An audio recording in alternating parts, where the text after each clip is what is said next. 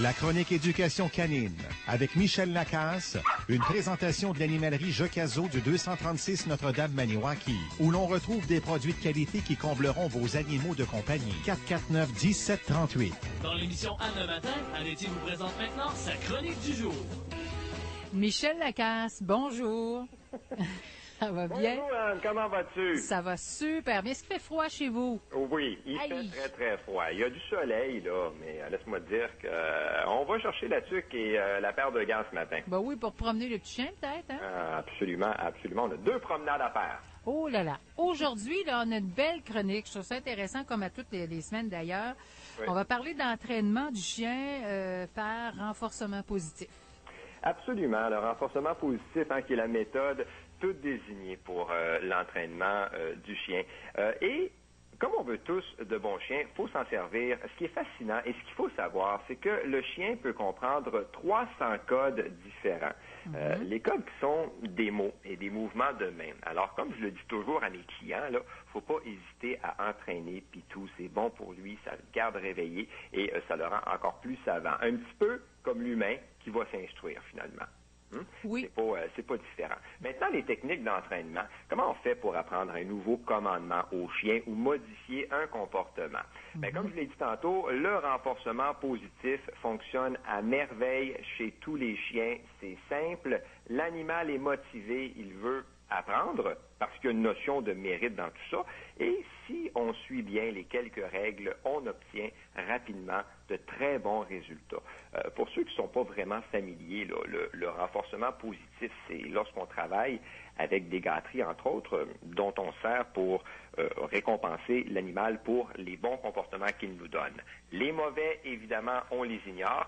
Et je parle de gâterie, mais on peut aussi se servir d'un jouet ou de n'importe quoi qui a une grande valeur pour le chien. Ça devient, peu importe ce que c'est, un ou des outils dont on va se servir pour renforcer les comportements souhaités. Là où c'est intéressant avec le renforcement positif, c'est qu'on se retrouve avec un chien qui va toujours nous en donner plus. Parce qu'en entraînement, la récompense devient sa paye. Et, petite parenthèse, là, en psychologie expérimentale, il n'y a aucun animal de laboratoire à qui on apprend des trucs inouïs ou bizarres qui va accepter de les faire gratuitement. Faut payer, faut récompenser. Il y a juste l'humain qui peut travailler gratuitement. Donc, je comprends. C'est ça, oui. Par exemple, sauf qu'en bout de ligne, ça prend quand même une certaine valorisation. Ça prend un petit quelque chose, sans quoi la personne ne peut finir par abandonner. Alors, renforcement positif, le fonctionnement est simple. On dit assis au chien, il le fait. On fait suivre, bon chien, et on récompense sur le coup. On a une seconde pour le faire. Ah oui, c'est pas long. Si on attend 10 secondes ou 15 secondes, c'est pas assis qu'on va récompenser, mais l'acte qui a précédé la récompense. Donc, il y a une question de timing qui entre vraiment en ligne de compte et qu'il faut respecter. Maintenant, c'est inévitable, et je comprends d'ailleurs très bien les gens, on me demande toujours la question à savoir si on aura à donner une gâterie au chien pour, je sais pas moi, le restant de sa vie, lorsqu'il va s'asseoir, par exemple. La réponse se divise en deux, là. OK? Oui, lorsqu'on entraîne, jusqu'à ce que le chien nous donne le commandement dans toutes les situations, sans ou avec distraction. Et ensuite, on y va de façon aléatoire, c'est-à-dire de temps en temps, parce qu'on veut conserver la motivation. Alors, il faut penser que le chien va cesser d'obéir si on ne le récompense plus. Et à éviter à tout prix le fameux leurre. Ça, c'est lorsqu'on montre la gâterie au chien. On s'en sert 5-6 fois pour façonner, en quelque sorte, lui montrer ce qu'on désire, et c'est tout. Et c'est une erreur fréquente, Anne. Les gens vont montrer un biscuit au chien lorsqu'ils font un rappel, et ça va fonctionner parce que le chien va avoir vu le biscuit. Sinon, souvent, on voit ça, le chien reste dans le fond de la cour à manger son bout de bois. Donc, on fait attention à ça particulièrement pour ne pas se retrouver prisonnier de la gâterie. On la garde dans nos poches en tout temps. D'ailleurs, je te dirais que la meilleure façon pour entraîner un chiot est de se départir des gamelles, d'avoir toutes ses croquettes sur nous et de le faire travailler pour chacune d'entre elles. Ça permet de lui demander 50 assis, par exemple, dans la journée qu'on va récompenser avec sa moulée ordinaire. Ça, c'est une façon de faire qui donne des résultats impressionnants, mais qui, évidemment, demandent peut-être un peu plus que les 3 ou 4 séances d'entraînement par jour qu'on recommande.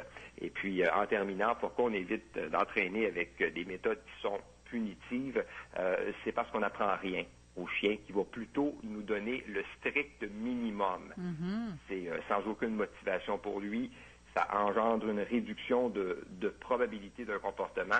Ça vient activer ce qu'on appelle les centres de déplaisir dans le cerveau. Donc, on se sert plutôt du renforcement positif qui est sans douleur et tellement plus agréable pour notre pitou. Oui, puis j'imagine que le chien va avoir tendance à répéter les bons comportements suite aux récompenses qu'on lui donne. Absolument, parce qu'on le paye. C'est ça. Le chien aime ça être payé et le chien est toujours gambler aussi. Donc, le chien, même si, comme je le disais tantôt, là, même si on arrête de le récompenser à chaque fois parce qu'il connaît très bien le commandement, le chien va toujours avoir une motivation et le chien va toujours, par exemple, répondre au rappel, étant gambler et pensant qu'il va être récompensé. Ben merci beaucoup, Michel Lacasse. Encore une fois, intéressant. Puis, nos pitous, il faut les récompenser, puis faut pas les obliger. Absolument, Anne. Merci. Et là-dessus, je m'en vais faire mes 2 marches. Ah, ben bonne marche, chanceux. Bye. Bye-bye. La chronique éducation canine avec Michel Lacasse vous a été présentée par l'animalerie Jocazo 236 Notre-Dame-Maniwaki, où l'on retrouve des produits de qualité qui combleront vos animaux de compagnie. 449-1738. À CAGA FM, vous écoutez Anetier jusqu'à midi.